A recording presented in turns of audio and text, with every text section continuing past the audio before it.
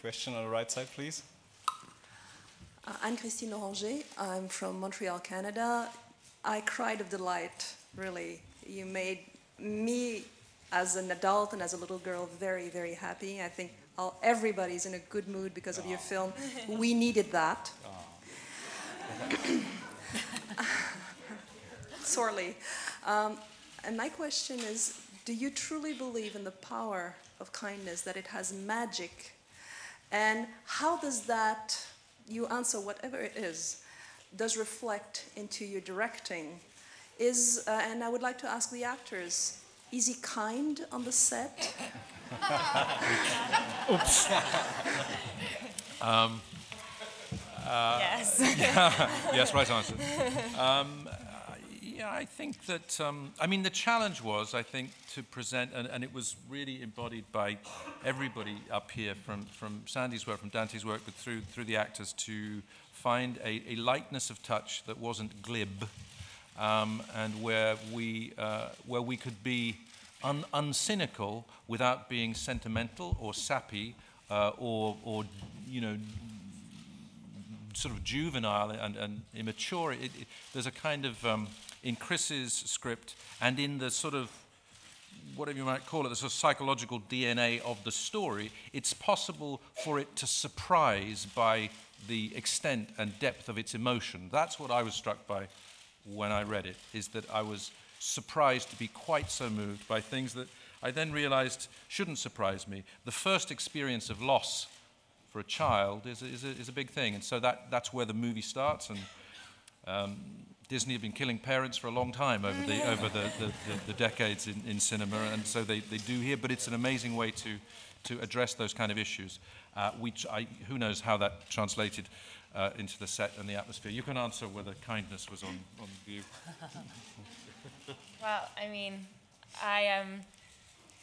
kindness was abundant, I felt, on set, and Ken was, it's funny talking about someone when they're right next to you. There was such generosity and a sort of,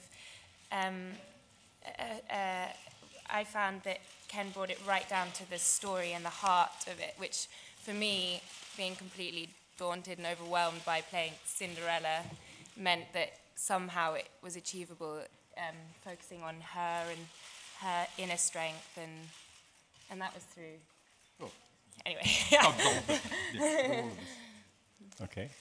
I'll just say one thing, that obviously Ken is very kind, but he's also incredibly clever and incredibly talented. And one big thing which I think which he brought to the fore in this is his compassion for other actors, given that he is such an experienced and great actor himself.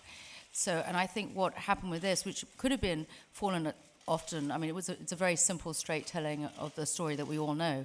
But having seen it, I think what makes it and distinguishes it and makes it so fresh is what he, together with the actors, brought, which was huge complexity to each character. So there's nothing cartoony, I think, or nothing two-dimensional about any of these characters that it could have been, you know. So, but yeah, he's kind.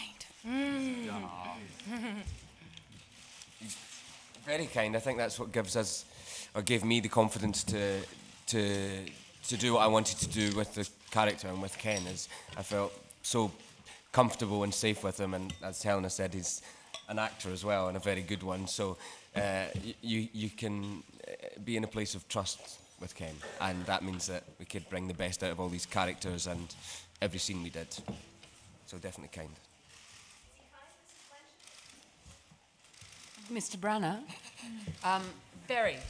very considerate, and I think I imagine if I was an actor moving into directing, I'd sort of have the tendency to micromanage everything. But Ken somehow makes it seem like it was your idea. The secret is it was their idea. Yes, your question in the middle, please. My name is Mahari Sigit, African Refugee News. I have a question for the director and a small one for Kate Bachelet. Director, can you tell us more about the language? Where did you find these beautiful dialogues? Is it from Shakespeare, Chaucer, or your own?